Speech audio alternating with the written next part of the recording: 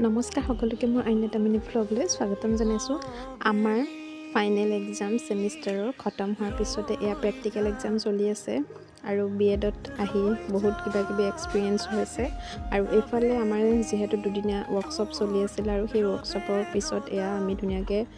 poster বনালোঁ আৰু লগতে ড্ৰামা কৰিলোঁ আৰু এইফালে ধুনীয়াকৈ আমাক শিকাইছিলে আছামিজ মেনুস্ক্ৰিপ্ট আৰ্ট আৰু সকলোবোৰ ধুনীয়াকৈ ৰেডি কৰি আমি এয়া এক্সামৰ বাবে প্ৰেক্টিকেলত দিবলৈ এয়া সাজু কৰিলোঁ আৰু এয়া আমাৰ লগৰ চবেই ধুনীয়াকৈ প্ৰিপেয়াৰ হৈ আহিছে আৰু ৰিপৰ্ট বনালে এনেকৈ ধুনীয়াকৈ ফাইনেলি 3:30মান বজাত এক্সাম খতম হৈছে আৰু এইফালে লাষ্ট গাড়ীখন যমুনামুখলৈ অহা পালোঁ আৰু ইয়াত মই আহি পালোঁহি ঘৰ আৰু আহি পাই ধুনীয়াকৈ ফ্ৰেছ হৈ এইফালে আমাৰ ঘৰৰ সন্মুখতে আছিলে